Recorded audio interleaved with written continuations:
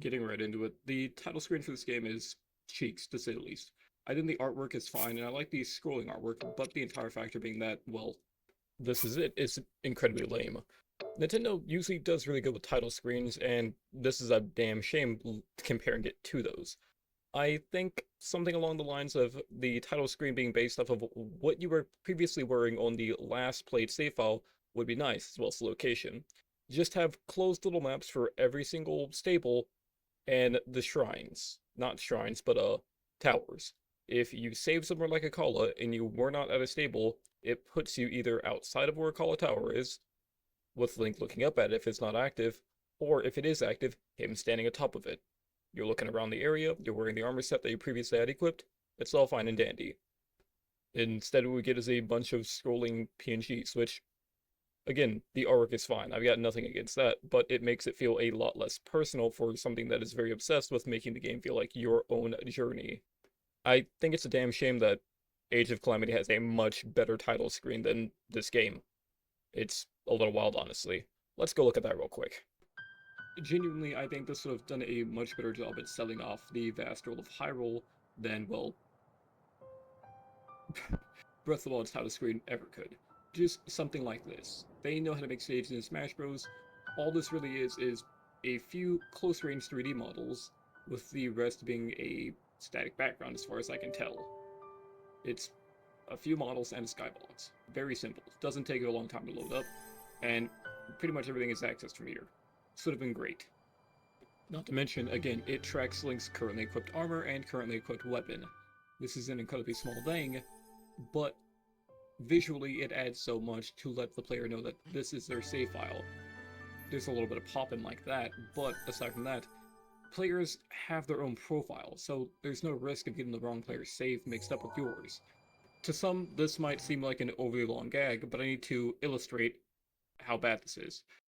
I really don't think Ocarina of Time's title screen would have been as iconic as it was going forward if it was this.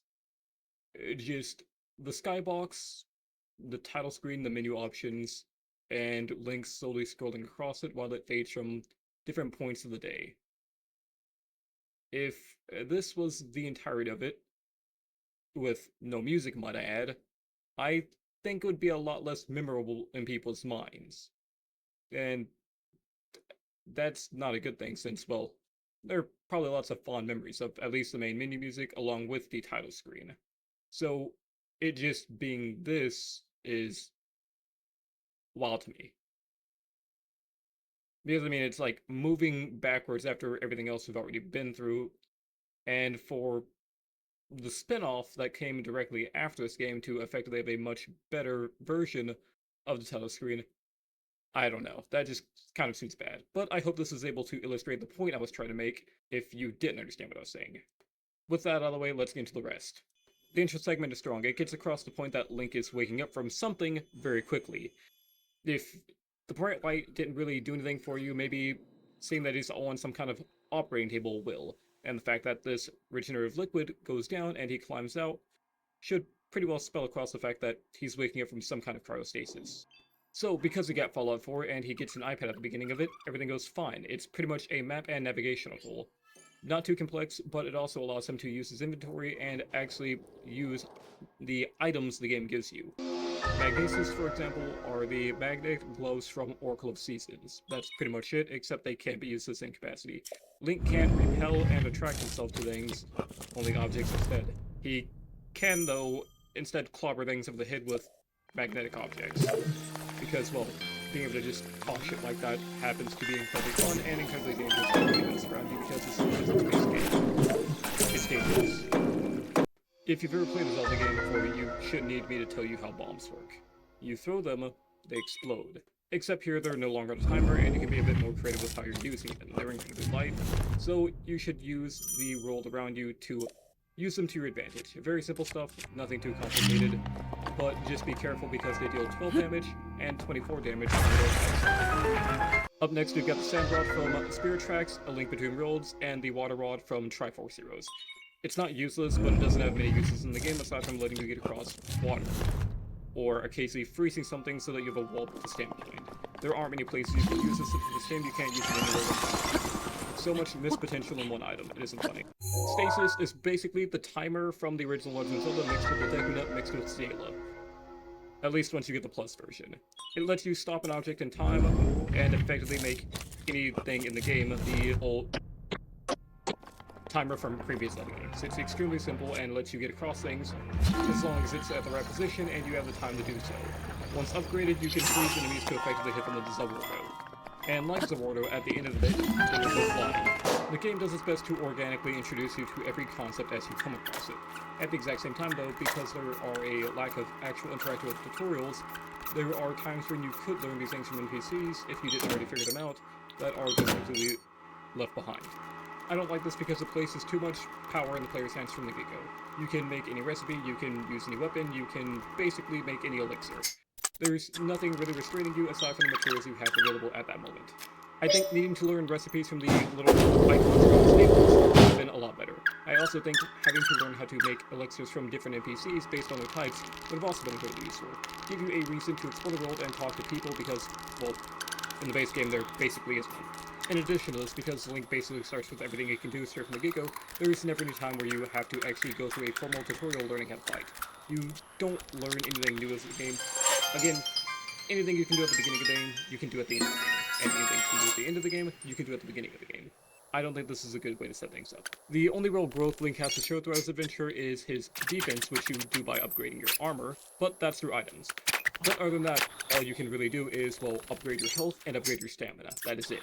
I think limiting the player's moveset would have served as a way to, once they got up the plateau, introduce them to Impa, who could then have them run through a Sheikah training course so that Link could get some amount of weapon skill back. Because at the beginning, the only reason you have to visit Kakariko is because the story wants you to progress the game. There is a shrine there that details you your combat basics, but I think that could have been better handled by some actual NPCs with some relation to Link instead of just a monk.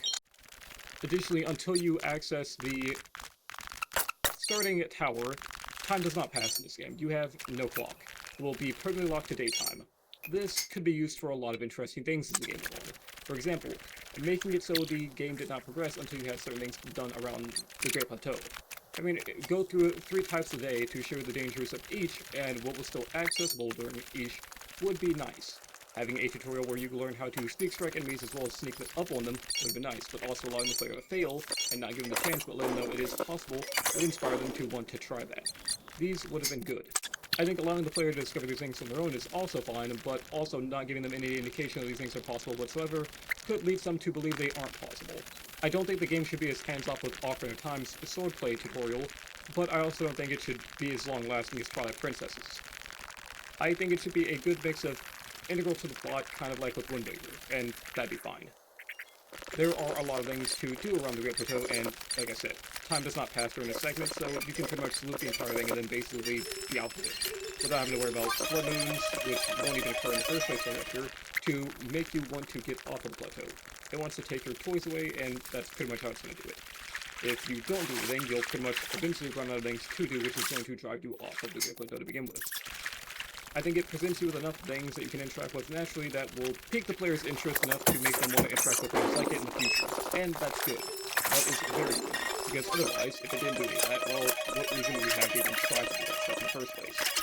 We wouldn't have any reason aside from maybe making the choice ourselves. And while I think that's fine, I also think it is kind of the game's responsibility to make the player wonder enough about it to want to try things out. If it's not intriguing, it's really not good. And if it's not a good build-up system, well, you aren't going to experiment with it. And that'll show.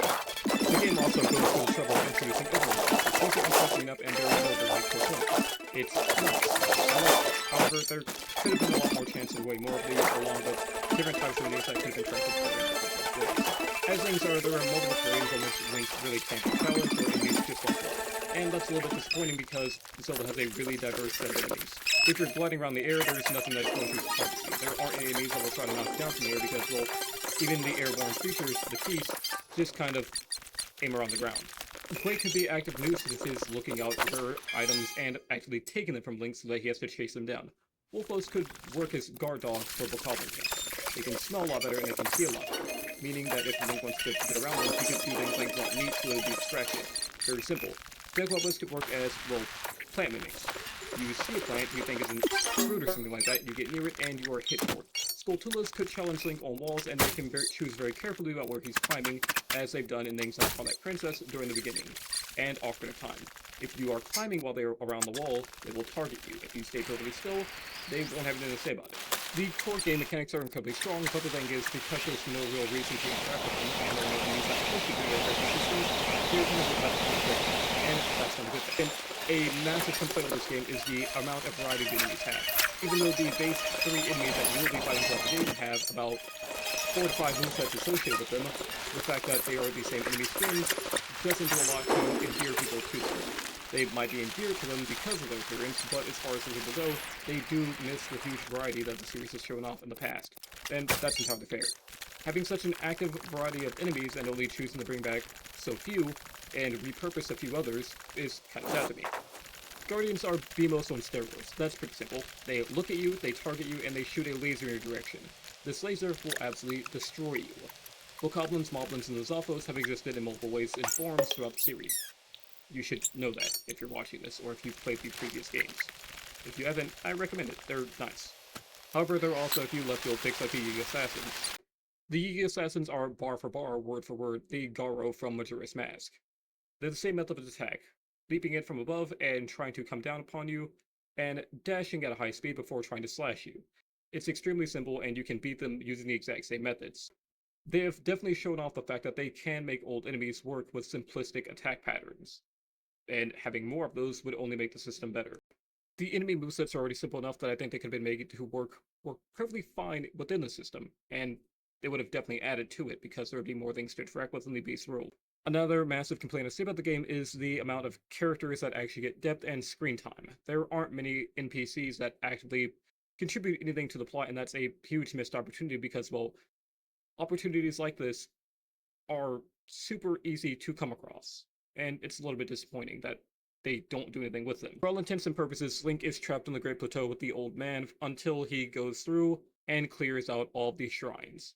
So, I think because time is introduced after the segment, if once you had cleared the first shrine, which usually causes it to become evening, might I add, Link had to sit there and walk across the Great Plateau with the old man because, well, the old man might figure, hey, the boy needs rest.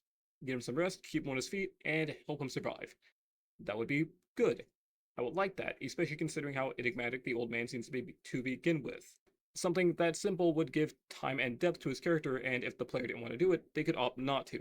I think creating 2 parts of the game which allow for the player to interact with the story and only the gameplay would be phenomenal. It would let players play how they want and get different things out of the experience without sitting there and not interacting with things and then complain that, well, it doesn't have anything. I think if people are going to complain about not getting enough story of the game, but they don't actively look around for these things, it is kind of their own fault. But at the same time, even if you look around, there are very small tidbits of what you can find, and that's a bit disappointing, because there's a lot of visual storytelling and not a lot of direct storytelling. If I could be told by 3 NPCs about how Calamity Ganon took over Hyrule and the legend of that, I would also expect to at least be able to interact with more with these NPCs to see how the relationships along with Link's develop throughout the game. I.e., at the end of it, the old man sees Link as kind of not really a friend, but someone he can believe in. So, taking some time to have more opportunities to interact with him aboard the Great Plateau would have been extremely nice. If, for example, making his food was a mandatory thing and it taught you a food recipe, that'd be really good. There are ways to implement these things without tearing too much of the game apart. At the exact same time, not giving the players any time with these characters does not give time for them to develop relationships with these characters, and in games like this, relationships are important. Players don't get a lot of time with Darunia or any of the other stages in Ocarina of Time, but being able to see that they had some level of interaction with them in the past means a lot to those players when it comes to interact with them later in time. It builds a relationship with them. It's just like in Wind Waker, the Link builds a relationship with Metley and Makar before they progress to the story and find out their later stages. It is nice stuff that helps contextualize Link's relationship to these characters, and it is something that I think this game very much needs, especially considering, well, so much of it is based on memories. On the topic of memories, because we know the game is willing to lock time so that the player cannot progress forward or backwards in time, as well as to any other days, I think it'd be extremely good of them to make it so the memories kind of locked you into a specific play area back in time. so that the player could have time to interact with the NPCs in Hyrule before it got destroyed, so they could form some type of attachment to it through Link. Just getting to see the ruins of Hyrule doesn't really do much for me.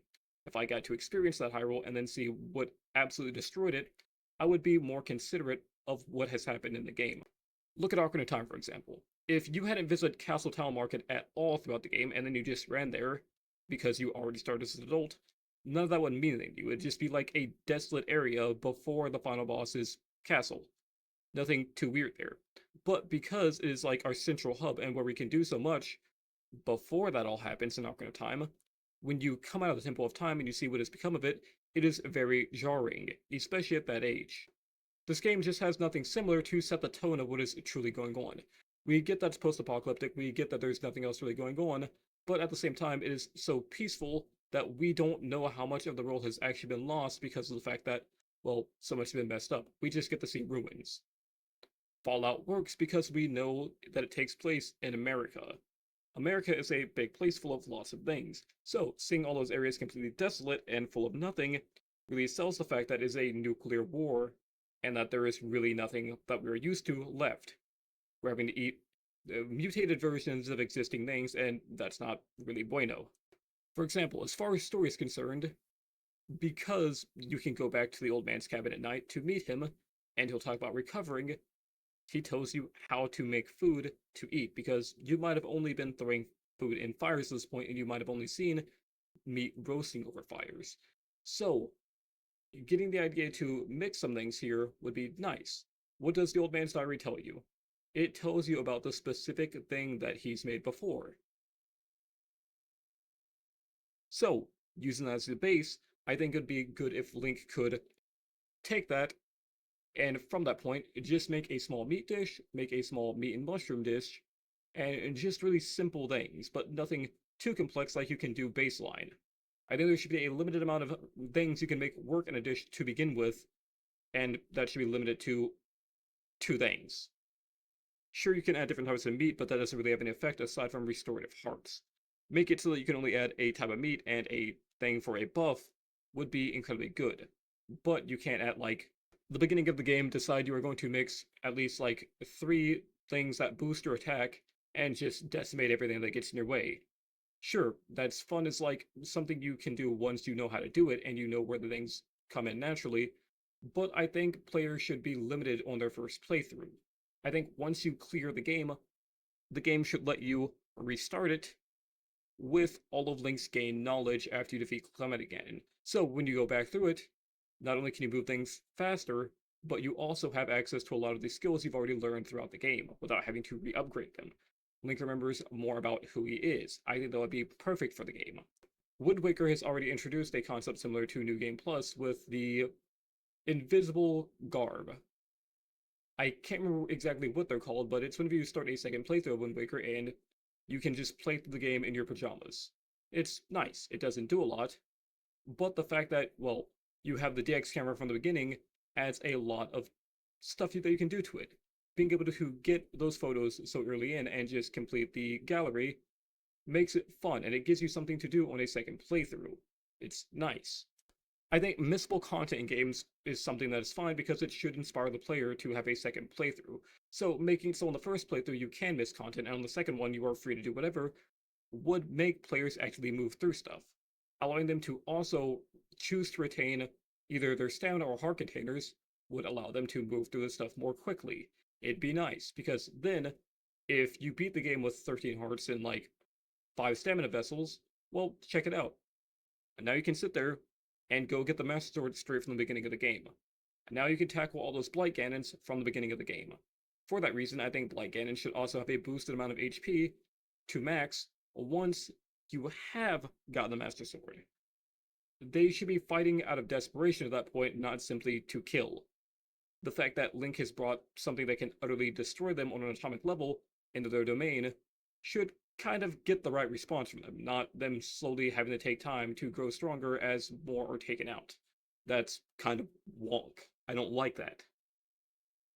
So with that said, I'm just going to be hopping through possible story segments from this point on.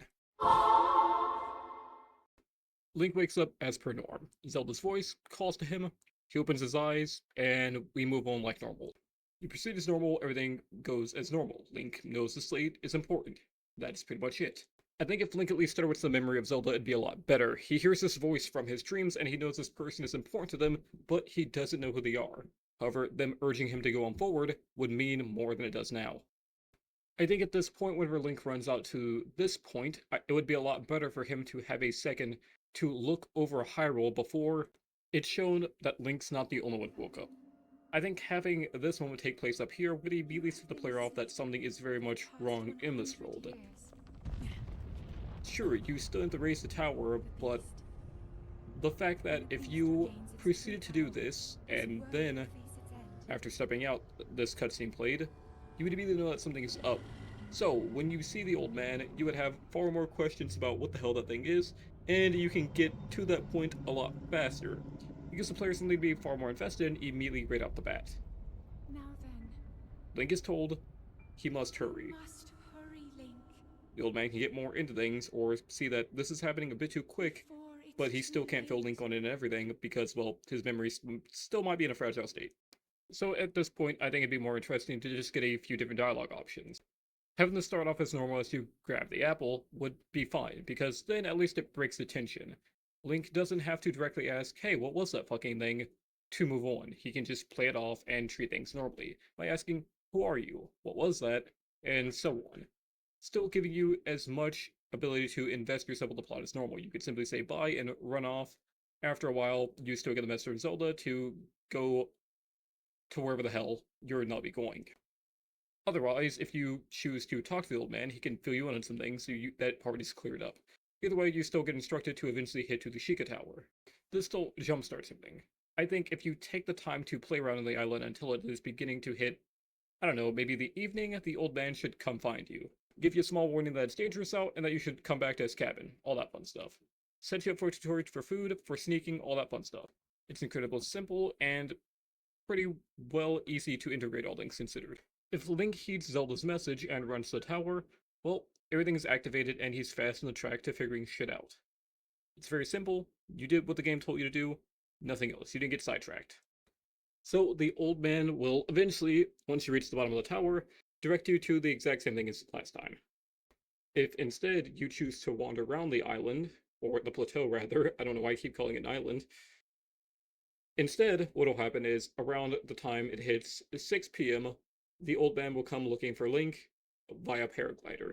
He can already just drop in from anywhere on the plateau, so it doesn't really matter where you are. He mentions that it gets dangerous around here at night, and they should come with him if you want a safer place to stay. So the game forces that along. So on this alternative version, whenever Link and the old man get back to camp, it turns out the bokoblins down the hill had stolen the old man's food. So at this point, they've gotten nothing to eat that's going to help recover their strength from the morning. Link's a pretty brave person. He's probably also, if been running around, had enough times to run into and fight bokoblins. So, with the knowledge that the bokoblins has taken your food, you don't really have much you can do. But if you read the diary, you can find out exactly what he had planned on making, which would have been the spicy meat and seafood fry.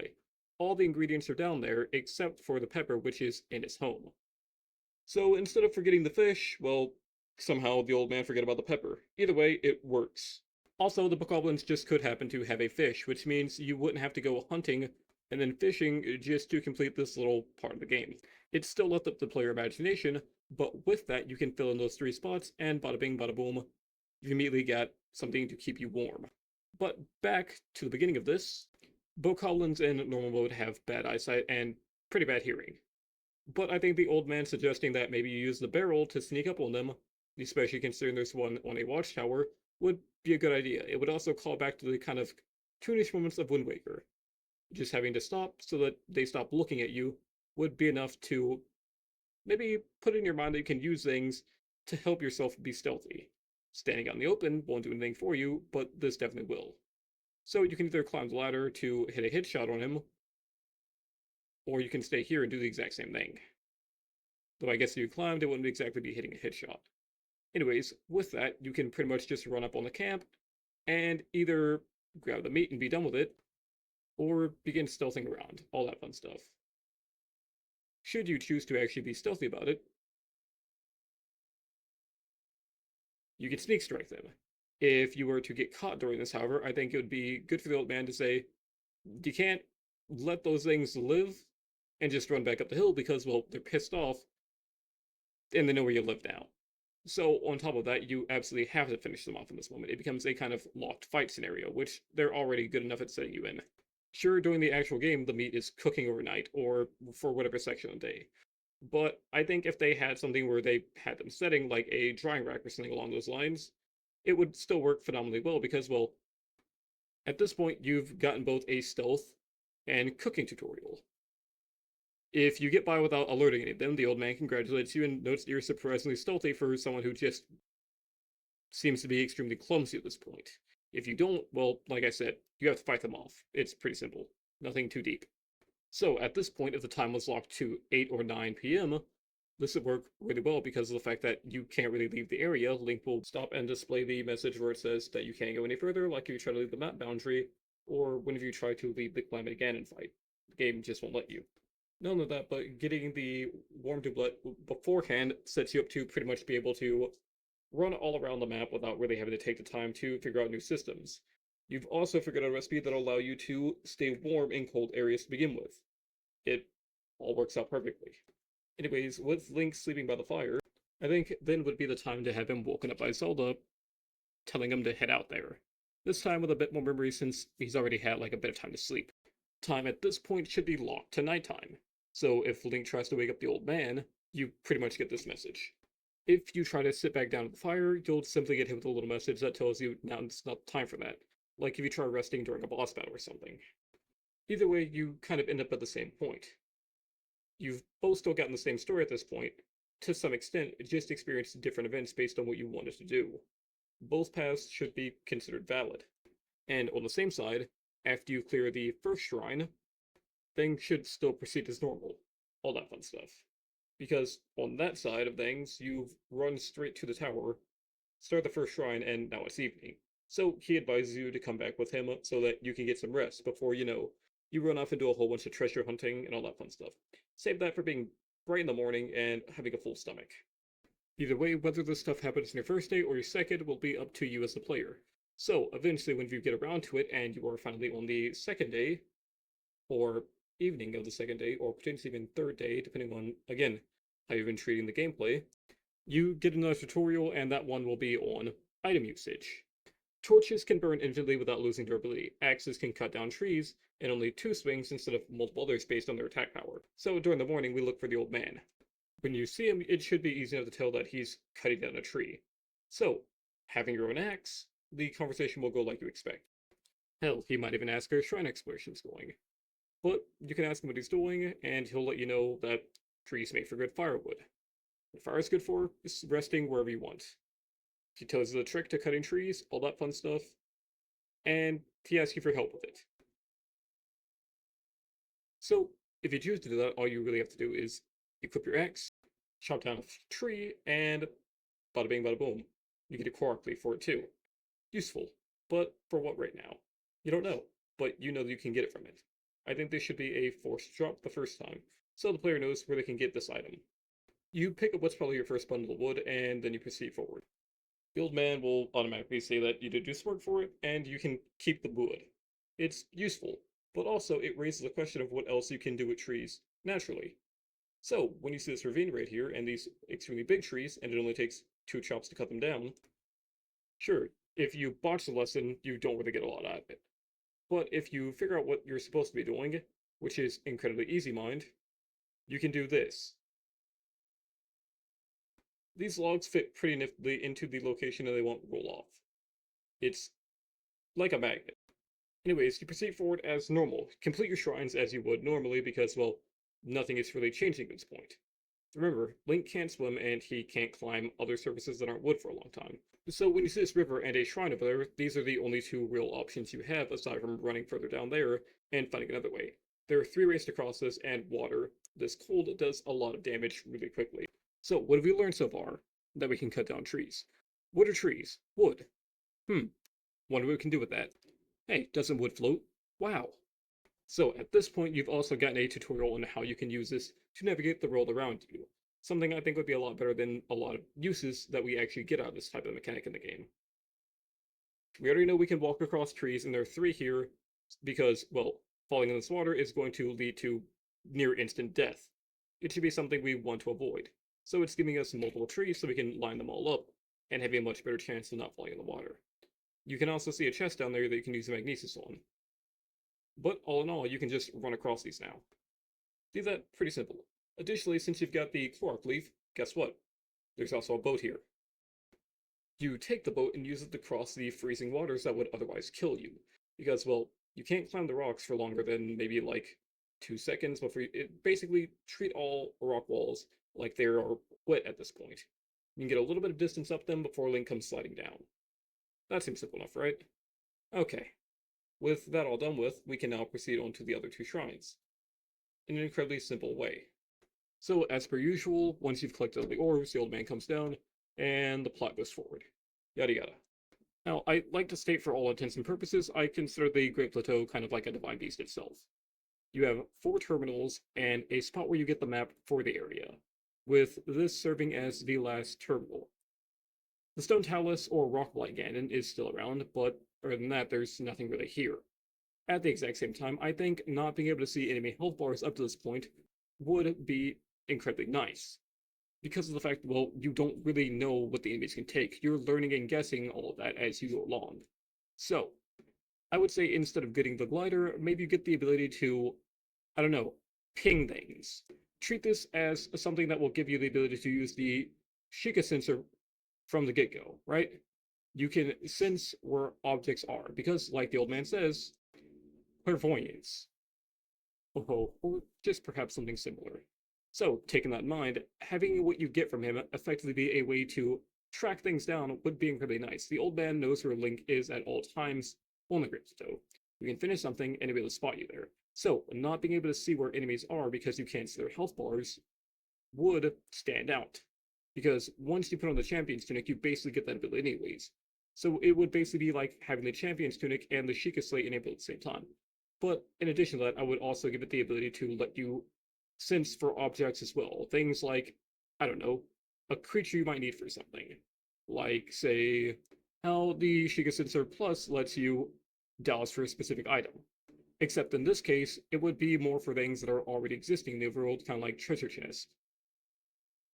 It doesn't have to do a lot, but being able to know when there is treasure nearby would kind of be useful. You usually know where to find an item that'll be useful to you, and you can straight up just know if there's going to be enemies around.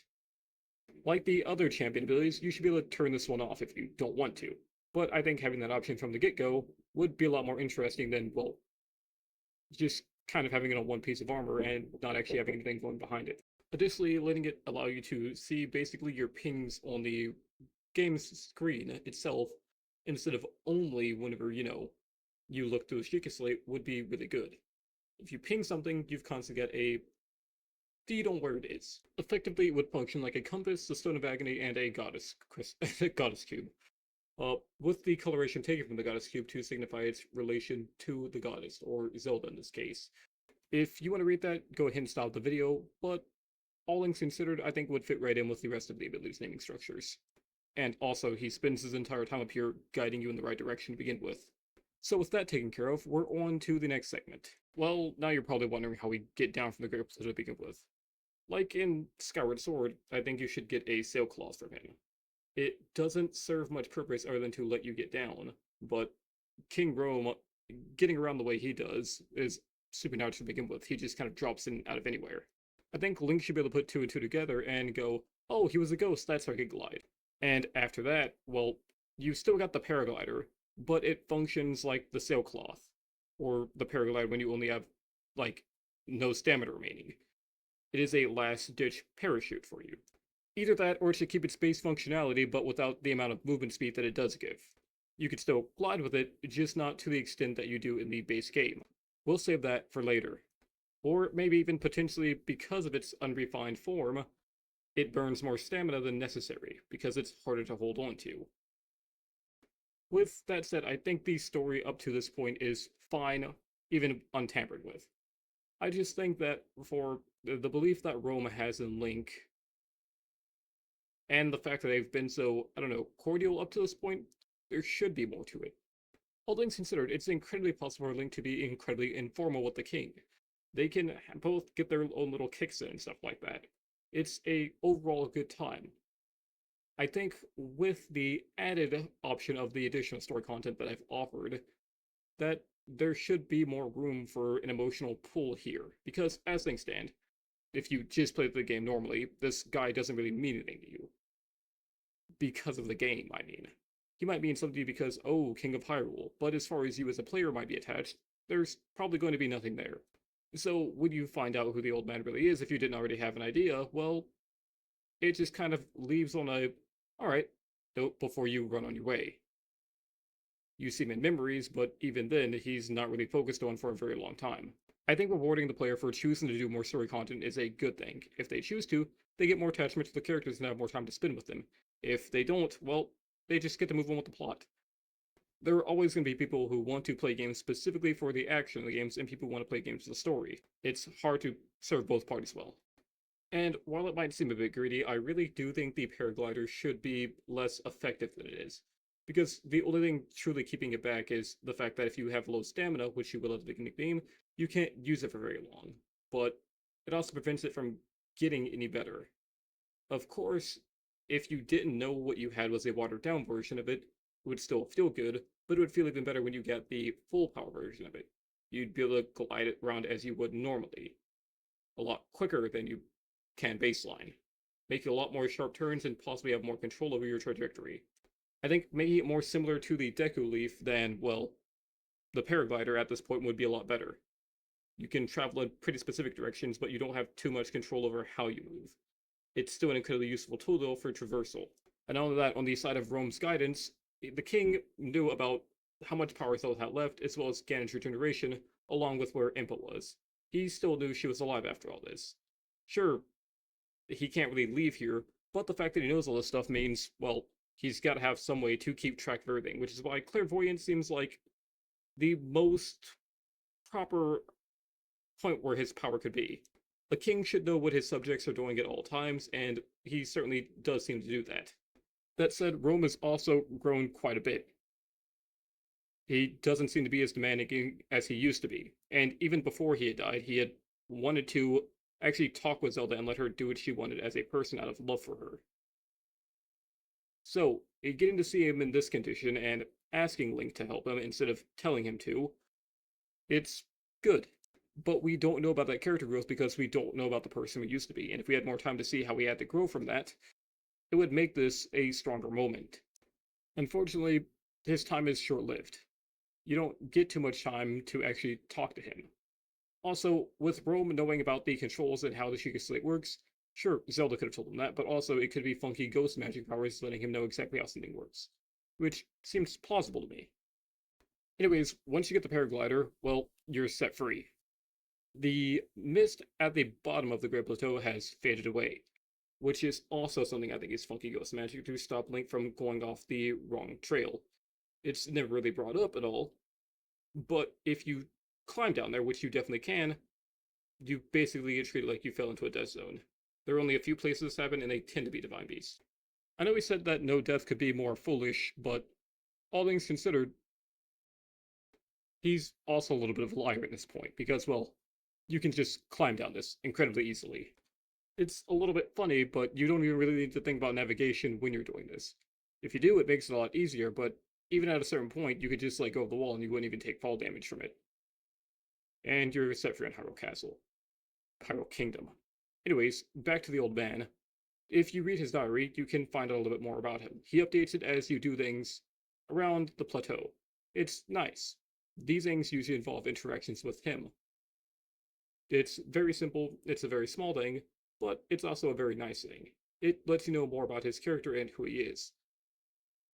Like this journal entry, if you haven't done any of the other ones, it might not mean as much, but it might still mean something because, well, while you didn't get to hear these words directly from him, it's still going to be something you possibly care about because of the fact that, well, you're getting to talk to a character who is no longer there. These are his last written words during this life. And that's both kind of kick ass and a little bit lame, because I think that he should definitely have more screen time. So for this part of the game, the story is serviceable, and the interactivity between the player and the environment is great fucking A. Love that. Anyways, after you touch down on Hyrule Field, all you have to do is proceed forward. It's a straight run north. Along the way, you'll encounter new enemies, like the Moblins, which are much bigger than Bokoblins. They deal more damage, but they also have more HP. That's pretty much it. You'll also encounter a few shrines along the way that you either will or won't interact with. It's all up to you. But all in all, it does a good job of letting you know how big the world actually is. If you're running up here manually, it's going to take you quite a long time to get up here, even if you are sprinting. You're just going to be running up, and it immediately tells you how big the world is because of how long you're having to spend traversing. It's extremely simple and it's extremely effective at getting its point across. This is a big place. You should do what you can to find some form of mobility as soon as possible. Normally, you would have to progress the rest of the way on foot, but I got extremely lucky and ran into a deer, which let me kind of speed the process up a little bit. Either way, again, it does a good job of telling you how big the world is by showing you how big the world is. The Great Plateau was big, but the Great Plateau was also extremely limited. It was also very up and down hill. It seemed a lot bigger because it was such a limited space, but you could only access that space. Now the rest of the world is full and open to you. Well, you definitely get the idea that the world is a big place. If you couldn't tell, it's a big place. I've said that 5 times now, and I think that stands to point. So, at the stable, whenever you learn how to make elixirs, the first type you are taught how to make, or told how to make, and given is a hasty elixir. It's extremely simple. You get it so you can move faster after you spend so long running on foot. They immediately give you a way to start moving faster and let you know how to make it so you can move faster. In addition to that, because it's a stable, you can also learn about how to board horses. After presenting you with the Land of the World being an extremely large place, the game offers you 2 ways to get around much faster. Elixirs for if you're on foot, and horses for if you want to move faster. Both of these allow you to travel along the roads extremely quickly, however, at the same time, only the elixir is useful in every scenario. Because if you decide you need to glide somewhere, you will be going off the beaten path. If you're going off the beaten path and repeatedly climbing up mountaintops, you're going to end up leaving your horse behind. It's not exactly a catch-22 because you can instantly, have your horse reboarded from where the hell they are, but at the exact same time, it just kind of ends up in this weird little loop of, I got this thing, I might use it, I might not. During my original playthrough, I didn't use a horse whatsoever. It was nice, but also getting loaded into the final battle with, Link's horse was a little bit weird since I never got one. Anyways, everything they try to provide to you at this beginning of the game, especially going straight away, is something meant to be useful to you. The stable shows you that you can get horses, and you don't have to find a particular location to obtain a horse. The horses in the field right outside the stable are there to provide a horse to you, out of 5 or 6 if you can catch them. It's up to you to pick your favorite. The Elixir Girl is there to give you an elixir and let you know that you can use monster parts for that. Hestu here is here to let you know about inventory upgrades. You just have to interact with him, which is kind of hard to avoid doing if you're at all curious about NPCs. And even before them, you see a shrine. That shrine has to do with the wind. This is all intended to be a pretty curated run across the line. It's why the next side quest objective is on the same path that you are traveling up. They want you to run into all of this as you are continuing forward. This makes everything feel like a super condensed experience, which is fine, it's nice. At the exact same time, though, it's introducing quite a few concepts to the player before giving them any real time to, get used to them, which could be good for some people, but some people could feel overwhelmed and not really get to see the actual value of those things. Additionally, in Kakariko Village, after you've already taken the time to probably have combat figured out to some extent, there's a shrine that will teach you the rest of what you probably don't know about combat. They basically want this to be the line you take to learn everything about the game before you get started, in case you haven't learned everything yet. It's entirely possible to make elixirs while you're on the Great Plateau. However, if you don't, well, here's an example of how to make them. It's pretty simple stuff overall. I've got issues with Kakariko Village, and that's mainly because, well, nothing really happens here. Again, you get sent on your mission, you get information that you already had, but aside from getting the champion's tunic and obtain the quest that you need to, you know, have to get your memories back, again, it's just kind of empty. There's nothing really there. You show get pointed towards Impa, and then you get accosted by two Renicops. You might learn about the Yiga.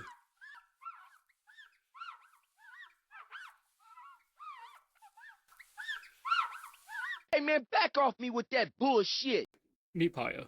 She's a little bit of a non-character, but she's fine overall. Hey, don't let my stature fool you, man. Because the game never really gives screen time to its other characters, and relegates most of like the stronger characters' information, thoughts, and beliefs into their diaries, she just kind of ends up being a little bit of a, again, non-character. Hey, you better watch yourself, fool. Moving on. Hey, I'm big when I'm standing on my wallet. Impa is a character that I'm extremely surprised got the shaft as hard as she did. Normally, Impa tends to be plot integral, and she's usually Zelda's caretaker or best friend. Here, despite being someone that Zelda should have trusted a lot of information to, Impa doesn't really do much at all. She doesn't tell you much either. It's a big disappointment, really. Most of her plot involvement comes here, and then when you return, and when you come back for the last time to figure out where to get the last memory. Other than that, though, she's basically completely stationary and doesn't do anything throughout the rest of the story. It's really sad to see her in such a state, especially since Skyward Sword was such a great Impa game. Like, sure, she instructs you to get your memories back that you need to visit Pura, but the fact that Impa's story relevance is delegated to her telling you to go get someone else is crazy to me. If Link was able to get memories pertaining to minor characters that he knew, but has lost memories of, it'd be really nice, especially in a case like this. Or even those characters getting memories of Link. For example, when you wear the champion's tunic and she says it's just like 100 years ago, it'd be really nice for Link to also share that sentiment. It could be a small thing, but just having her note that the light in his eyes has changed would be nice. She does the best that she can do. It's, again, just disappointing she never really gets to do more. A lot of the Sheikah aren't in their prime anymore, so her having messengers look out for Link isn't really plausible anymore. But again, she'll give you a bit of a recap on what happened. It just kind of sucks because this recap comes after basically already hearing about what happened. It's just this one is a bit more traditional. It's, again, kind of disappointing. She's a recap machine and doesn't get to do anything for the story because of her position. She does, however, fill you in about the Divine Beast. And that's about it. What really sucks is that she does show concern about Link being without his memories. But at the exact same time, her offering nothing to assist with that, other than, well, the directions need to get it back, but also not trying to see if he's up to actually par to get that, is wild. It's even worse because I'm pretty sure she knows the Yiga clan exists, and that's the most worrying part about it. She never brings it up to him. Must be that old person forgetfulness setting in. Saying that all she does is give you a recap may have been a bit rude, but it really does feel that way since you're at the core of it getting the exact same information. You didn't know about the Divine Beast or the prophecy, but now that you're getting to fully hear about it, it just kind of makes you wonder why they bothered having the king tell you about it too. Sure, they won't know what each of them is telling Link, but at the exact same time, from the storytelling standpoint, hearing about what happened and only hearing about like one aspect of it, then hearing the full aspect of it like half a day later just kind of seems odd to me. So at this point, even without your memories, you're at least directed to where you can go. It's advised to get memories back by her, and also getting at least one back gives you the Champion's Tunic, which is pretty high defense, and it's aesthetically pleasing. It's also Link's, like, gear of the game. Additionally, completing each Divine Beast will reduce Ganon's HP by 500 each one, or is it 1,000? I can't remember off the top of my head. But it's one of those numbers. Again, the main shame here is for how much Impa will tell you she doesn't tell you about the Yiga clan, who are a massive threat to Link's survival. Like, for example, here's how dangerous they are. They are holding one of the guards' kids and their lives at effectively gunpoint. The guards outside are concerned about the Yiga getting into Impa's house, and the Impa are the Yiga are out specifically to kill Link. How she didn't get the idea to tell him this is kind of wild. Especially since, all things considered, they start popping up immediately after this. Like, how hard is it to say, hey man, oh yeah, I forgot to mention, there are some assassins who, like, want you specifically dead because you are the hero. Good luck. And, small side tangent, for the longest amount of time, I thought Pikango was actually one of the Yiga. Because, well, as far as his dialogue goes for this part, it seems very odd. I understand now that he's traveled outside the village, so he isn't just a villager, but also a traveler now. And they're wary of travelers because of Yiga disguise themselves as travelers, but also, like, running into him here and having him ask if we've met before, it kind of made my brain go, what the hell? Especially considering, well, he says he's a resident of Kakariko Village, or that's his hometown, so why wouldn't they be trusting of him? But again, it's because of the Yiga. They don't want the dudes who can, like, basically imitate anyone to get in their village, so they're being very careful about anyone who walks in there, which is why they freak out on Link initially. Anyways, the thing about villages in this game are, well, is that they don't really offer much to the player. They're nice little outposts, and they occasionally look nice as well as having unique music, but usually it'll just be one or two services that are either, well, there's one unique service per town, and there are at least two that are kind of everywhere. There will always be a food store, there will always be an armor shop. But they also all have a shrine, so you can fast travel to them. These shrines have their own little puzzles in them, but this one specifically, because it is part of the trail that leads you here, and is teaching you things, is a combat tutorial. Now, it might just be me, but getting a combat tutorial around like 3 to 4 hours into a game after I've already been fighting things for a while seems a bit, I don't know. It seems a bit lackluster, all things considered. If something like this had been on the plateau, sure, you wouldn't have gotten at least like one or two of your abilities, but you still would have gotten the four orbs. Having something like Stasis restored by Pura, considering she's already fucking with time in the first place, seems like it'd be perfect. That gives League 3 items for each C button, and then, you know, we're good. Instead, this ends up coming too little too late. I feel like when the hero is reawakening, he should be tested for what he remembers. Part of that test should be making sure he knows how to fight and thus knows how to survive. Oh my god, my voice. Anyways, as I was saying, they should definitely have checked to see if this man knew how to fight before, you know, they threw him out all his shit, because Jesus Christ, they are trying to get him killed. They are trying to doom Hyrule. I get it, maybe if he died beforehand, Hyrule was already screwed and there was no hope to begin with. But at the exact same time, not like checking the amnesiac on if they know what they're fucking doing seems a little bit wild, and this is like going to continue to be one of my issues with this game.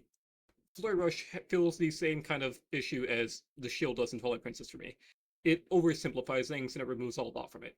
If you can hold your shield while dodging an attack and activate Flare Rush, it also defends you from getting hit because you fucked up the dodge. But in addition to that, if you succeed while also defending yourself, you just don't have to worry about actually getting hit. You can hit an enemy up to 7 or 8 times, which effectively serves as a damage multiplier, if not for the fact you are still using a large amount of weapon durability every time you do this. Sure, it might take the enemy out of the fight, but I think it's a huge waste overall. Parrying, on the other hand, is a huge risk with so little reward it isn't even funny. Like, think about this, right? When you parry an attack, you smack it aside. It doesn't do much else. It's extreme risk, extremely low reward. Sure, you can say that might just depend on the target, but the only real enemies you benefit from parrying are guardians. And it's not a skill issue either, because parrying really does provide nothing useful. You see, when you parry an enemy attack and you have higher shield defense, you disarm them. At the same time, it's effectively the same as just guarding their attack. If I can do a standard guard against your attack and still hit you 4 times and send you flying, why would I parry? It doesn't guarantee a critical hit on an enemy, it doesn't really do anything that'll benefit you. See, if I hit guard, I don't risk getting hit in the first place. If I try to parry, I am opening myself up to the exact same strike that I could have been trying to avoid literally any other way but doing that in the first place. And whenever those strikes do that much damage, it really makes it seem like it's not worth bothering with. Again, sure, it's great for deflecting Guardian lasers, but for everything else, it's a waste and a half. Critical hits do exist in this game. If you're on horseback and you hit an enemy with a spear, it is a crit. This doubles the damage, and it has the most range of everything. It's great for spears. If you hit an enemy with a weapon that is like one hit from breaking, it also deals double damage. Making it so after parrying an enemy, all your attacks deal double damage until they are knocked on their ass or until they recover would be great. Additionally, just giving the option to hit them with one singular heart attack that does maybe times 4 damage would also be great. Because then you could parry, switch to a heavy weapon, and, well, I wonder where I got that idea, and then beat the fuck out of them with it. It'd be wonderful. Unfortunately, Flare Rush ends up being king. Oh yeah, there's another enemy where it's used to parry. The Lionel. If it uses its, like, explosion attack, parrying is about the only way or option you have to actually, like, suffer no damage. You can still block it, but even then, why parry? There are heavy attacks that will stagger you if you don't parry them, but those are also attacks you could just run away from in the first place. It just doesn't make any sense. Breath of the Wild has a lot of small little mechanics behind certain weapons that would be great to just have as things you could learn from these shrines. In the base game, there are 20 shrines that are tests of strength. If after each of those shrines you're rewarded with something, it would make the game a lot better for it. You've got 4 weapon types. That leaves 5 shrines for every weapon. You could get 5 techniques for every weapon. I think that'd be great. So, when you side hop, normally your only option is to flare rush. I think having a backslice option that allows you to reposition behind the enemy so that you could either get away from other enemies you might have been circled up by would be good. For heavy weapons, being able to toss your weapon after spinning around with it would be a great way to potentially get rid of it, especially if it cleave through multiple enemies or drag them with it. For pole armors, being able to pole vault would be extremely nice because, well, it lets you get extra air wherever you are as long as you get a wooden weapon. For bows, being able to enter first person at a moment's notice would make it a lot easier to learn certain shots, especially if your arrows traveled faster. Sure, it might not be the most useful, but it doesn't have to be. It gives you an option to use an old mechanic freely. Normally when you get knocked down in the game, you're pretty much at the game's mercy, but if you could hit a button to immediately speed out of that, it'd be useful for getting away from things like Guardian.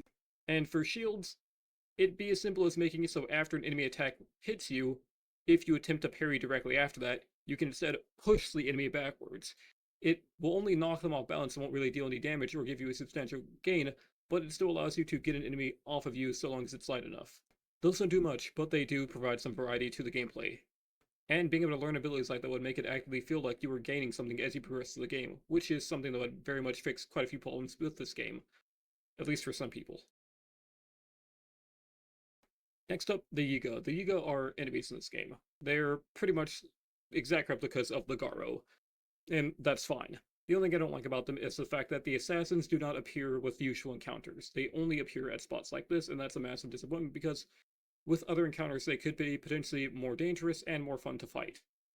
If you get ambushed by archers along with one of these dudes and he used every chance possible to separate you from the archers and continue to attack you, it would create a situation in which you either had to run and get the archers to spawn in the wrong spot before you could take them out, or where you simply focus on him while getting shot at. Instead, because they have these very specific triggers on them, you never really get to encounter them in situations where it'd be a lot more interesting to fight them. There also aren't any more variants of them who carry more deadly weapons. Sure, there's a tier 2 one later who carries, like, this weird kind of a circular shaped sickle that's kind of close in appearance to the 8-fold obliterator, but I don't think that's the name. Anyways, they carry a weapon similar to that, but that's about all you'll get out of it. And that's a little bit depressing since otherwise, when you fight Maz Koshia, he shows what these enemies could have been if they had access to multiple different types of weapons, or if you could fight a Yiga who could also use knives and the bow. It'd be nice. Even as far as that little backflip goes, them being able to come out of that and shoot at you would be something that spices up their moveset. It'd make them appear as a higher level enemy than the rest of what you've encountered so far, because normally those enemies only use one weapon at a time. It'd be really cool. Back on the topic of villages in this game not really feeling like much, hey, Tenno doesn't really feel like much. Sure, it survived the calamity, and sure, it got to, like, remain peaceful, but the thing is, the fact that there aren't more people who kind of migrated here because, well, the rest of the world is kind of a crapshoot is kind of disappointing. I'd expect this place to kind of like Lookout Landing does in Tears of the Kingdom. It was the last bastion, at least Fort Hayteno was, so getting here and getting to see that maybe there were survivors or descendants of former knights who all gathered here to protect this village or to train other people would have been nice. So There could have also been the loop around of a Link being able to teach these people as he journeyed around and adventured. It wouldn't really be something big, but it'd be something cool that you could do. It'd be a neat little way to build into Tears of the Kingdom, but that's if they knew they were doing Tears of the Kingdom whenever they were making this game in the first place, which I honestly don't think they did. And that's a bit disappointing. One little neat side quest in this area is a kid who wants to see a bunch of different weapons. I think adding a blacksmith to the town would be great. If there was a revamp of the weapon mechanics, I think something like that would be really nice to have.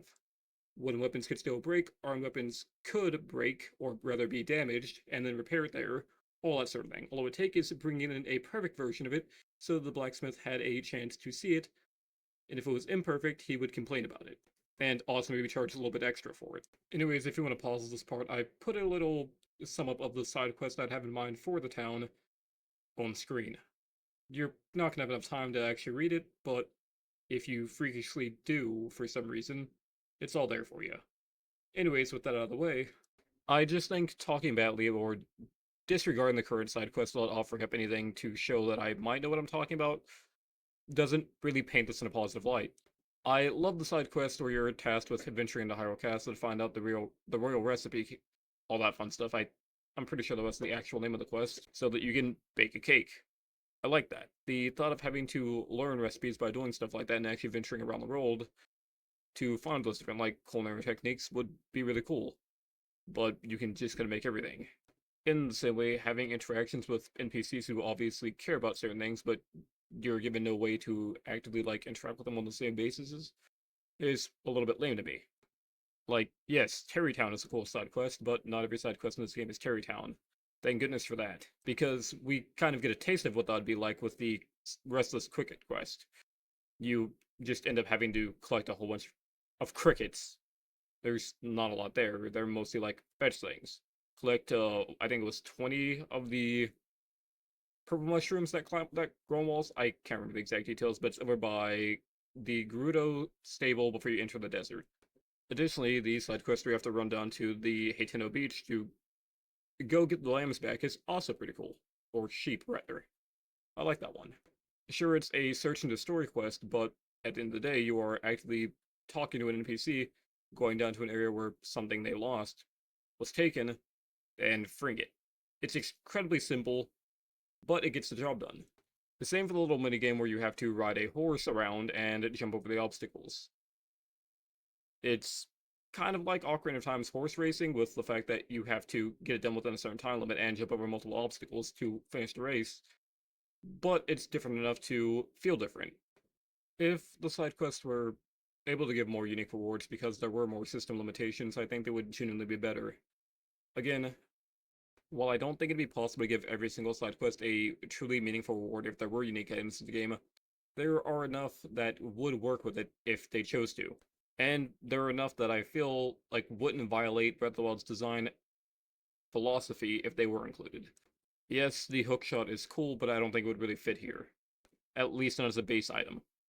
The grappling hook would work wonders because you can throw it at any rocky surface and climb it. It could function like a portable ladder. You are restrained to the rope area of it, and it uses less stamina to climb. However, you can't really depart from it, but you climb it faster and it won't let you slip when you're in rainy surfaces. If Link's ability to climb was limited, this would be incredibly useful as a tool towards the beginning.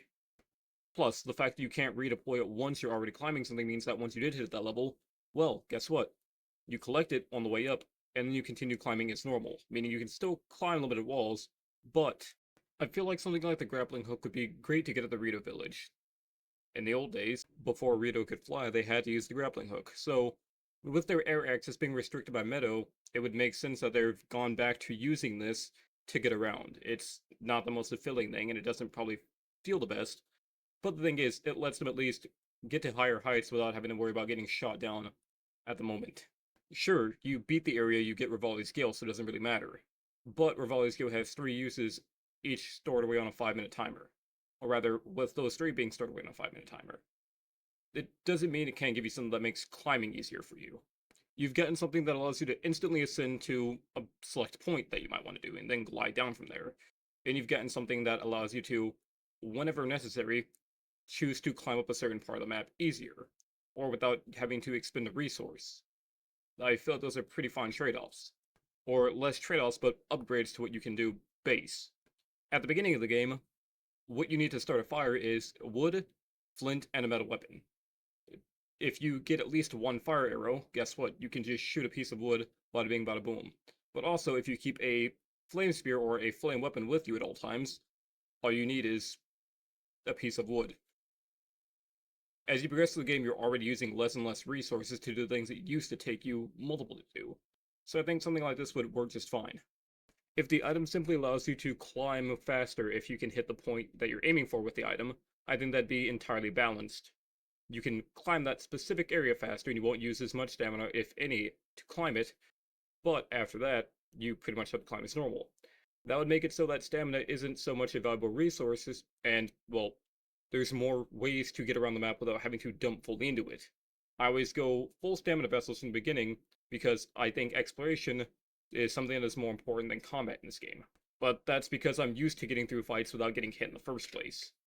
I don't think there's anything wrong with giving players a way to bypass a system they might not enjoy, especially if it's something that is already given to you by completing the dungeon. Rivali's Gale allows you to instantly, ascend higher than the Temple of Time. That makes climbing absolutely trivial because, well, you've got 3 charges of doing that. And while Zelda has a lot of items, a lot of them are recurring items, not entirely unique things.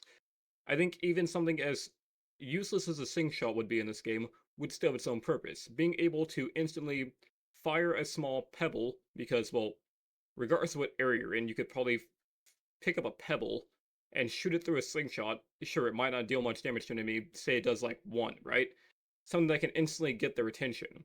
But also say you use this to fire a small pebble off near an enemy, to make it go wonder what's going on over an area without having to do something that is explicitly going to attract attention. It's a small toy that you could get from a kid.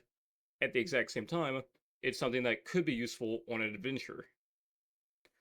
Metal Gear Solid 5 is an entirely different kind of game, but during the beginning phases, there were some signs that Metal Gear Solid 5 had inspired them to make it so that you could track enemies, specific ones you marked with your Sheikah Slate. At the exact same time, I would have very much loved it if they kept that system, but with the ammo cartridges or magazines, where you could just toss something to make an enemy wonder what's over there. There are no builds in this game. It is all about playstyle, but at the exact same time, allowing players to play in vastly different ways would be extremely cool. Personally, I would have kept the Sheikah Slate the same, right? But I would make it so that the Stasis rune and the camera rune are things you get here. Stasis allows you to freeze an object in time, and the camera allows you to freeze a picture in time. Sure, that's basically symbolism 101, but I feel like it'd be something that would work here because Pura already sent her body back through time to de-age herself. Making it so the first shrine that Link did on the island was basically a combat shrine to reawaken his abilities and make sure he knew how to fight would be entirely fair from my standpoint, especially if you ended up getting Stasis here. You could have seen larger objects around the map and then gone, oh, I can use this to send them flying now. There's a lot of missed opportunities with Pura's ability to create technology. You can get upgrades to your bombs, the Stasis rune, and your Sheikah sensor. But the fact that you can't kind of bring her back data from the Blight Ganons to have her replicate things they could do is a little bit disappointing.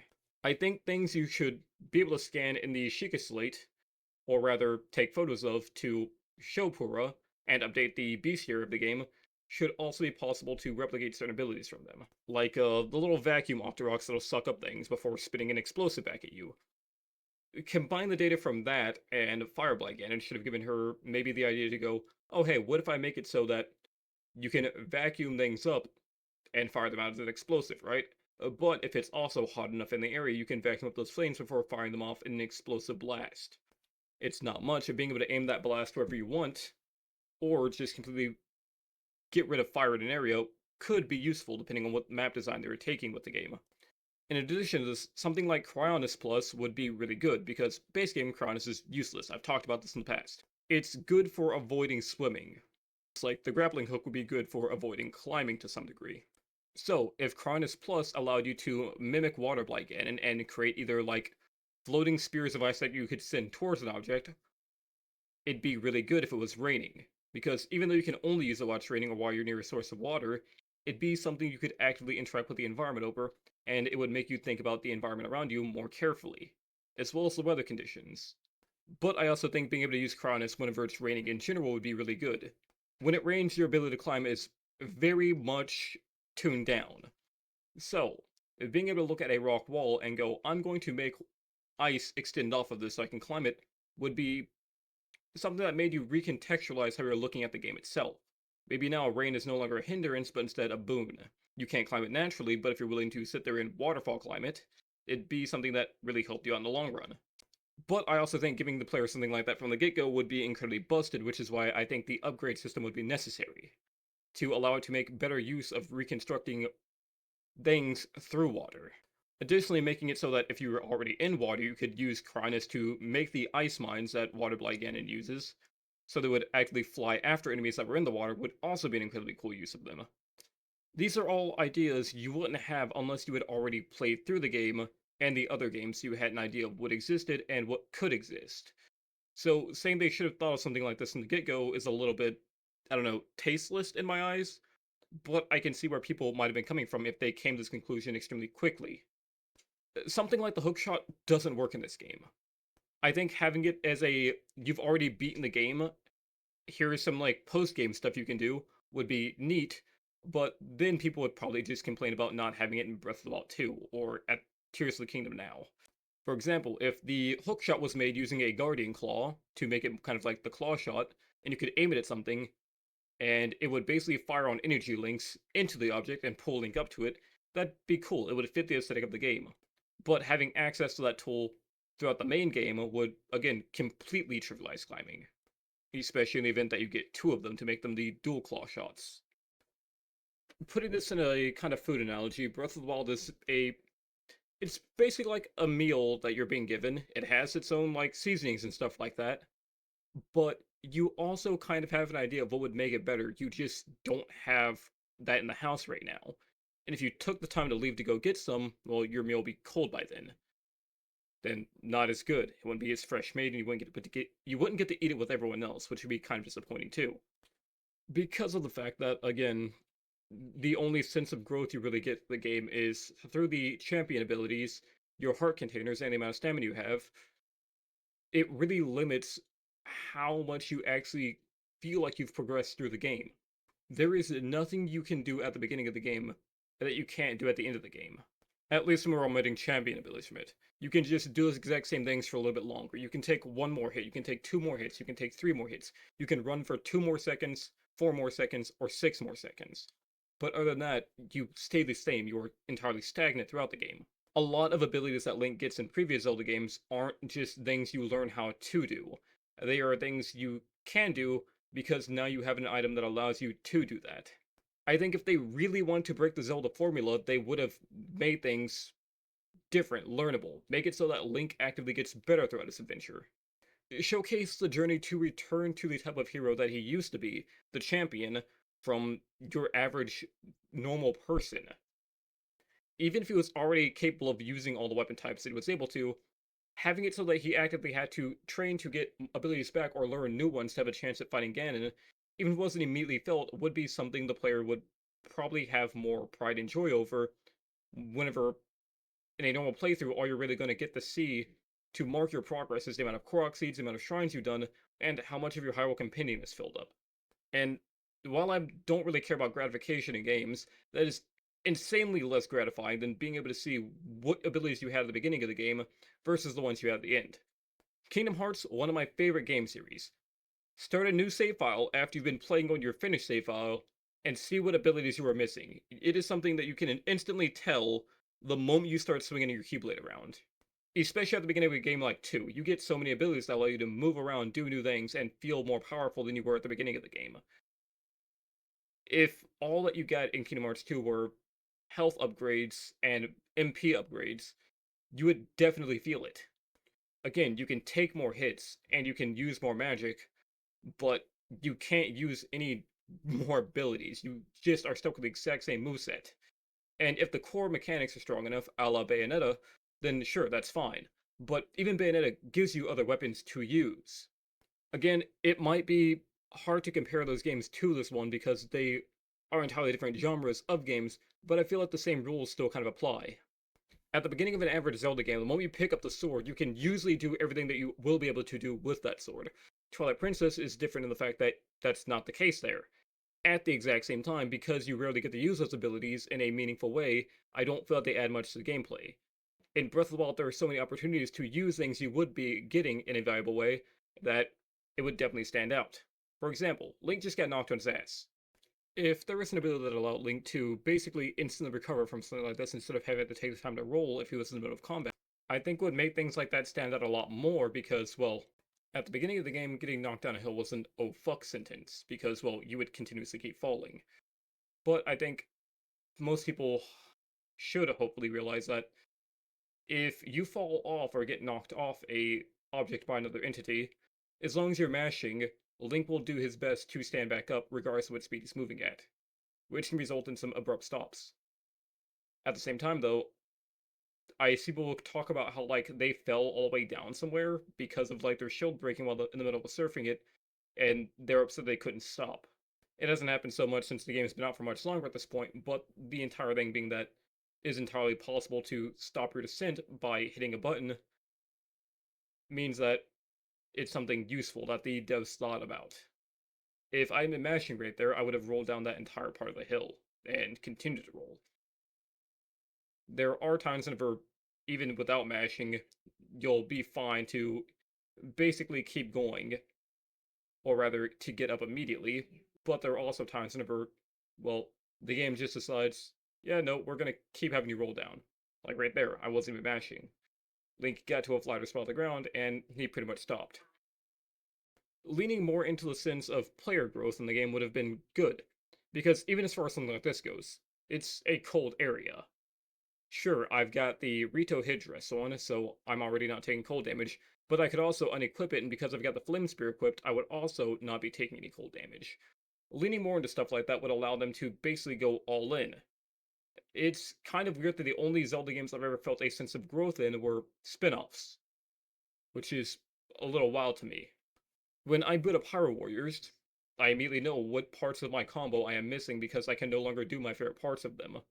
When I boot up Age of Calamity, even though I've basically only completed the main story for that game despite enjoying it so much, because that was really the only part that was relevant to me, I can tell that I'm missing something from my combos and attacks because of the fact that, well, it ends at 4 or 5 hits. You can tell there's supposed to be something more there, or at least that you should be able to branch off of an attack with a different attack, but it makes you feel incomplete because you know that you are capable of more. Again, no such feeling in this game exists, and both a blessing and a curse, because, well, it's a big game and there are lots of ways to tackle it. So, depriving a player of a way to approach most areas would be bad, but at the same time it would cause them to have to think about the routes they're taking more carefully. Being able to simply paraglide down this is fine, but if the paraglider didn't take you as far, or if it functioned primarily as just a parachute, it would still work out just as fine. It's just that instead of being able to clear large swaths of land in an instant, or rather over the course of a few seconds, you would have to think about your descent downward and then how you're going to approach from there. It's very balanced in the fact that regardless how much stamina you use, or how much stamina you have, you can only go so far because of downwards momentum and all that. But it also just kind of sucks because, well, while you can glide from higher areas, you can never glide further. There are ways to, like using fire arrows to catch areas of grass on fire and send yourself higher up. But in normal gameplay, I don't think that's going to be something that happens unless you're aiming to do that thing specifically, which could be said for a lot of things, so moot point in the end, but I just think it's a disappointment that they don't fully lean into what they could have done. It doesn't seem like they were afraid of taking risks because, well, they've already gone this far with it, but not having it so that you can learn to do more is a bit disappointing. As far as combat goes, Link is already leagues ahead of a normal NPC. So I think making it so that that's something you can take a look at would be better. If Hateno Village really did have, like, the last Knight's Bastion of Hyrule, and there were people who went there to learn swordplay and stuff like that, but because it wasn't really something they needed, because of them traveling around more, and then later, whenever you got more techniques, you could go there to teach them things, and you could see NPCs using at least like a more varied techniques or putting up better fights than they used to be able to, it would definitely make you feel like you were having a change in Hyrule. If you compare how characters here fight to how they fight in Tears of the Kingdom, there's been a massive difference. There is so much better, and that's under Link's tutelage. And that's great. But again, we're not talking about that game right now. What we are talking about is how, again, there's very little sense of growth in this game. There's a trope called a taste of power. It's usually what you might start some games with whenever your character is at a higher level. Look at Tears of the Kingdom, for example, talking about it again. Link starts with 30 heart containers, the powered up Master Sword, and 3 stamina vessels. Not 3 stamina vessels, but 3 stamina wheels. It's good. It doesn't put you up against, well, really any enemies, but it shows you that over the course of the game, he did everything. It makes the player feel strong. In Metroid Prime 1, Samus also has a little taste of this. She has the various suit and different abilities that you soon lose after clearing the tutorial. The point I'm getting to is that in this game, there are segments I think stuff like this would fit in, and those are Link's memories. I don't really like the memories because in the base game, whenever you get near the spot where you encounter them, this happens. A glowing bright spot on the ground to signify where you should go. I think they should be a little bit more varied.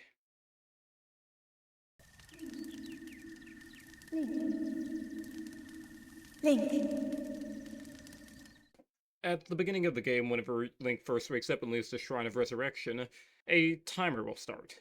With this timer, after Link has run around or stood in place for a certain amount of time, just being in the proximity of the area is enough for Zelda's message to reach him. If memories function this way, you just have to be close enough to the point where they took place, it would be a lot better. Especially if the conditions for them were Link not being in the middle of a fight or around enemies, and at least having the location in his camera space. Even if he didn't, having it so, let's see here, he kind of aimlessly wandered towards it, or the camera focused towards it as if you're going up a ladder, to get you to head towards that point would be both good options for it. I think walking into Zora's domain should be a good example of this.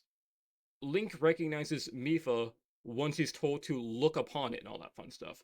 I think hitting there and having like a loose sequence where you kind of progress through smaller points of Zora's domain with Mipha without knowing who she really was, as Link, not the player, because the player is going to be able to tell, and then later remembering her actual name from that segment would be an impactful point, because otherwise you just have the cutscene to go off of, or if you've interacted with the memories. These are both alright systems, but they could be much better than they actually are. Because Link's only memories of the champion are, again, one for each of them, and with the DLC maybe like 2 each, it's just really disappointing. If you get a few interactions with the champion back in time, whenever Link was at theoretically his full power and stuff like that, to get to know more about them as well as how the world used to be, it'd be a lot more interesting. Without either of those, though, it just kind of ends up being eh. Like, if there were segments where you did actually get to play and take part in the history, I think things would get to be better. They could still have their full-on cutscenes, but they could also have segments like this.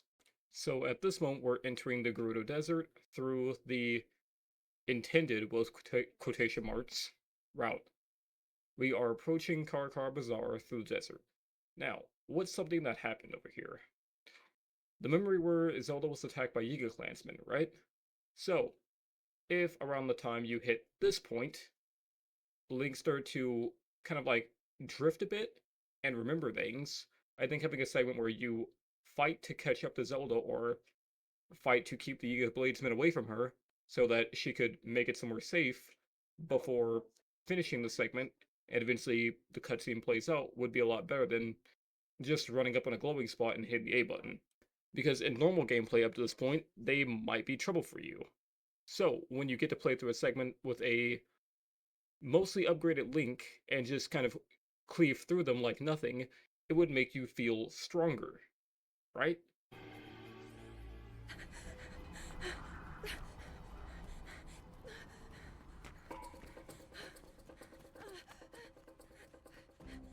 I think this is a fine cutscene, but the thing is, with it literally just being Link saving Zelda and nothing else to it, it doesn't really give us much as far as the plot is concerned. Yes, the Yiga have been out to kill Zelda for a while. This doesn't really say anything about them, though. They sent 3 dudes outside of their base to guaranteed kill the princess.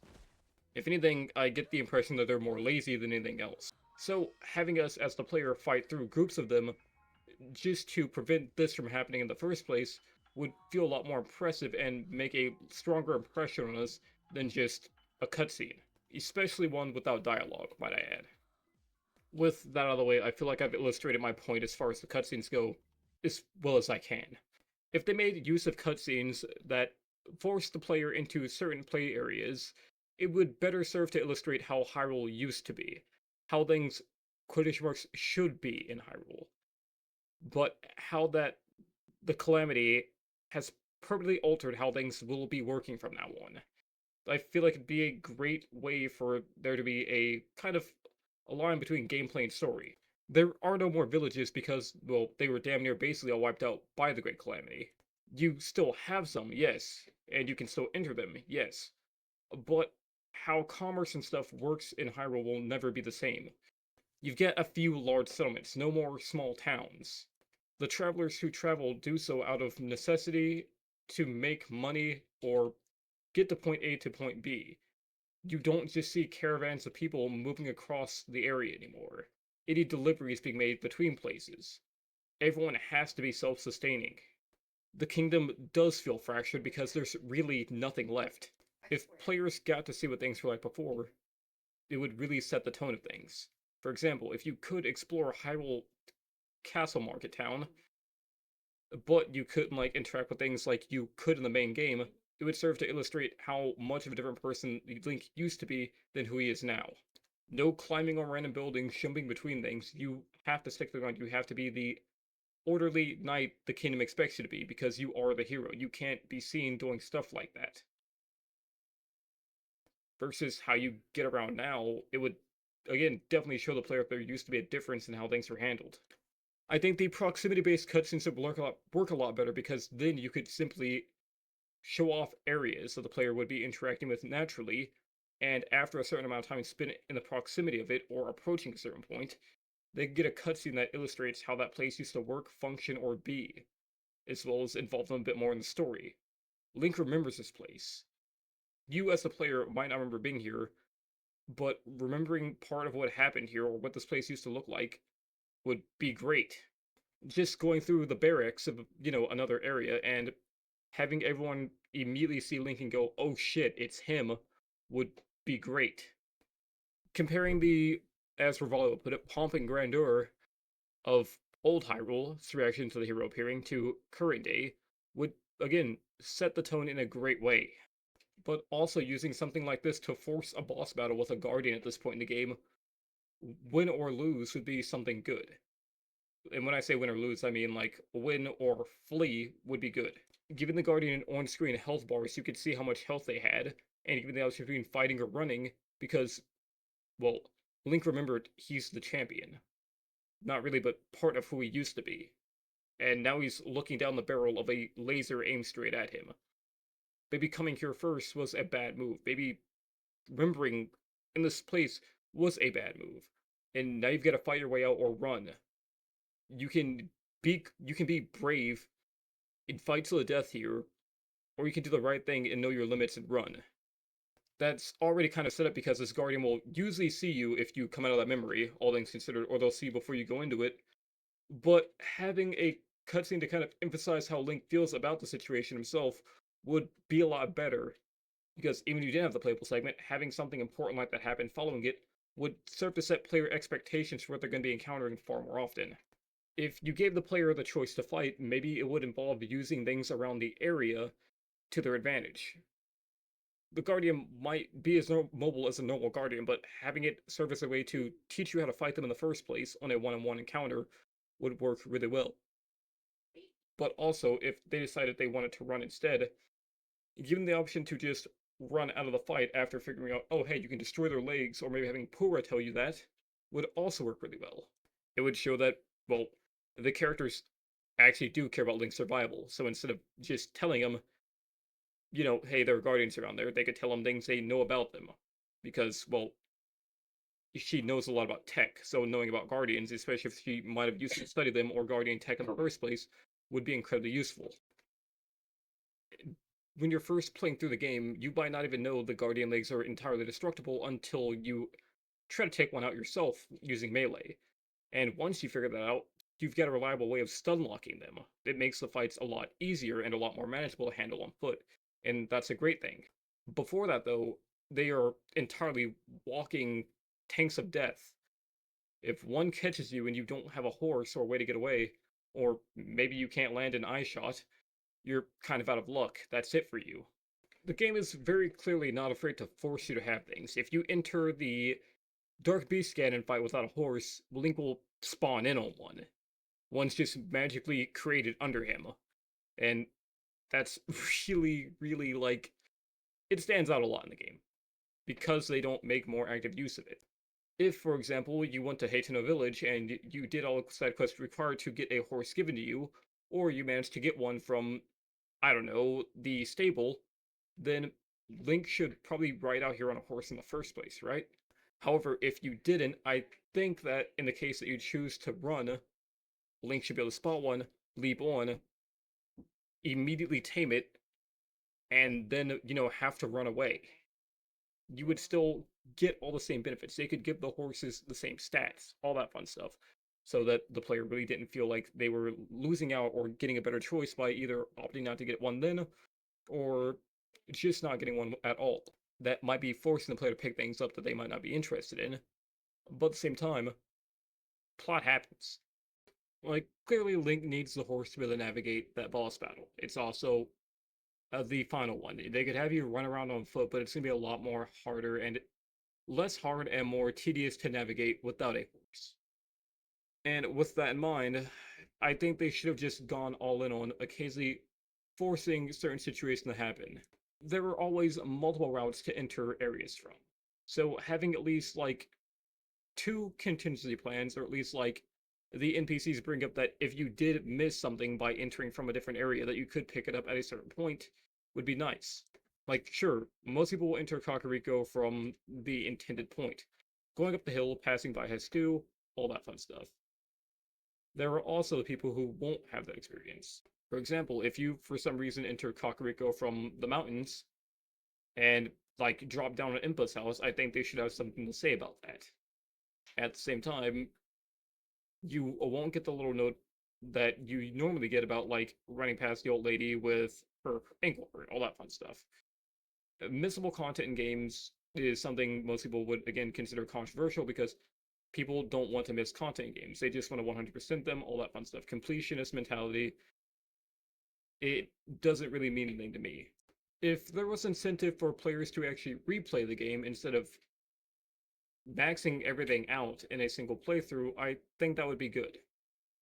It's not much, but I think having Master Mode allow the player to restart the game, or potentially restart the game with, like, carrying over the stuff from their main save file, at least as far as stats are concerned, and the completed shrines would at least make things a different experience.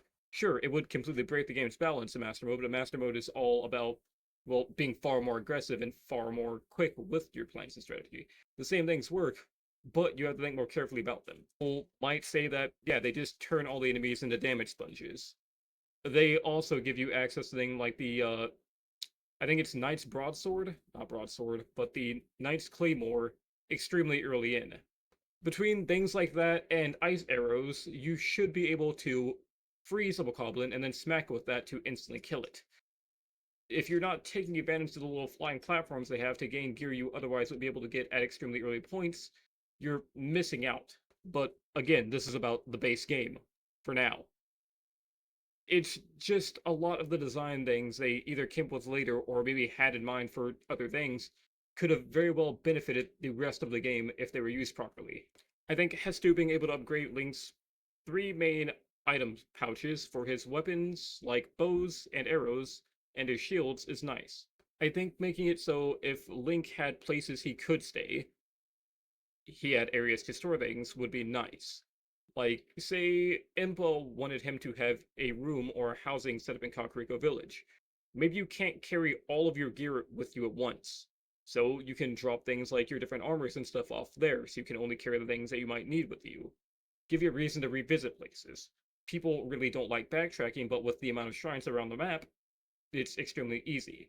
But then you also have people who complain about loading screens, which is fair. Some people don't want to sit through that because they want to be engaged with the game constantly. I think still having things like that as limitations would add to the strengths the game already has. But because they don't do those things, it ends up being a weaker experience. Like for the cooked foods, Link can hold a lot of those, right? Say maybe he only had like room for 2 cooked things on him at a time to begin with. You would have to choose more carefully about like what high power healing item you were carrying around with you. That would make a lot more sense, right? You would very much think about what situations you were actively getting in when you go to fight something then.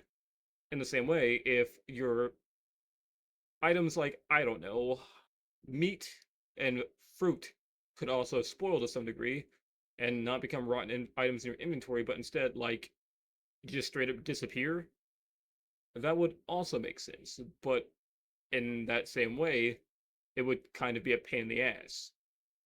Because, well, why bother carrying so many items at that point?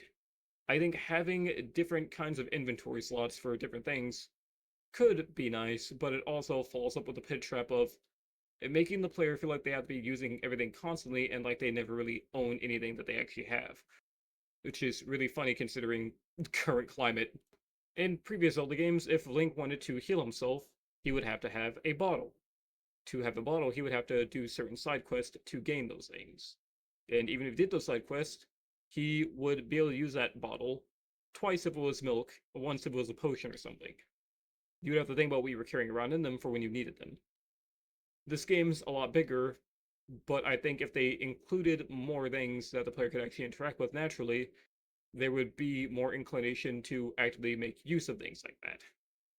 For example, if Link had bottles that let him, I don't know, keep some of the broth from soup type things, and maybe you could use that as a pick me up whenever you were in a bad situation to heal.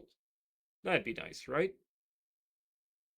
It's really hard to tell because throughout the base game you have not unlimited food slots, but quite a few of them for free. You can just carry so much stuff on you that, well, if you ever get into a hard situation, you can just eat your problems away. You can just become a stress eater and have no more problems because you're going to be able to heal through all the damage. If they implemented the Master Cycle Zeros, a little fuel mechanic to Link's hunger, and made it so that, again, eating so many things within a short period of time gave you no benefit, and you instead had to work that off, the system could be better. It would feel more restrictive, but players would very much learn that they had to fight around that. And that would be nice. Without something like that, you end up with people saying the game is too easy because they can do that. But, like with any game, difficulty is in the hands of the player. You can say that's really not the case, but in a lot of cases, it very much is. What you actively decide to get and use makes the difficulty of the game you play. If you decide you're going to play through a game using only the main character's specific weapon, rather than any other weapons they might pick up, the game is going to end up being harder for you than someone making use of all the weapons, right? If you decide to play through a Pokemon game with only one Pokemon, even though there's no difficulty options in Pokemon, you might have an easier time or a harder time depending on what gyms and which game you're playing. If you decide to play through Breath of the Wild and you only target the 4 Divine Beast and you don't do anything in between, you're gonna have a much harder time with the game. Because, well, the Blight Ganons get stronger the more are defeated. At the same time, you are going to have less target hitters and less stamina because you are straight up running past a lot of what would give you those things to you. Your game is going to be harder. If you decide to do everything, you're going to feel rewarded because, well, you're much better prepared for those things. But it goes deeper than that. You can actively choose to upgrade your armor, but not upgrade the amount of hearts you're getting to create a kind of different kind of difficulty. Enemies will still hit you hard, but because you have the defense necessary to shrug those blows off, you won't see the damage immediately unless you are forced out of that armor. A playstyle like this would be most affected by any time they have to switch armors to survive a weather effect. Say you're hitting the Death Mountain and you've only ever been using the Knight's armor upgraded, right? So you're used to having high defense. And now that you're going there, you've got maybe 3, or rather 9 defense because you get every piece of the set equipped. Or maybe just like 2 pieces because that's all you really need max. Now, with that, you're going to take more damage because you have less of your normal ensemble equipped. But if you never upgrade your stuff in the first place, something like this isn't going to matter because you're used to fighting the hardest versions of battles that you can most of the time. The difficulty of this game is so in the hands of the player that it's ridiculous, and I really like that because of the fact that everyone's play experiences are going to be the same, and not because they just picked a different mode. Player knowledge really comes in handy in a situation like this. Unfortunately, there's very little this player knowledge can actually help you with once you figure out that most things are just numbers. Ice arrows add their 3 times multiplier, and weapons deal damage based on numbers. If you can figure out the most effective ways to use these, well, that player knowledge really isn't going to help you in many other places. You know how to maximize your damage, and as far as exploring goes, well, you just need to get better at the game roundabout, and you'll just be fine in every situation you encounter. Nothing will really be difficult anymore, and the game will feel either better because you are learning how to be closer to how Link is in canon, a lightning bruiser of sorts who can fit any situation is extremely dangerous regardless of what you see him with, or you can feel like you're getting better because, well, now things can't scratch you as much. There are multiple ways for the game to grow through the game. At the same time, though, only one of these is really going to carry over to other playthroughs, and that's getting just straight up better at the game. That knowledge acquired is going to really help you out. It's going to make it feel like you have less amnesia in the actual game world because, well, now you know how things work, you know how things function, and you are making more active use of those things. At the exact same time, it's a fucking massive nothing burger because, well, anyone can do that.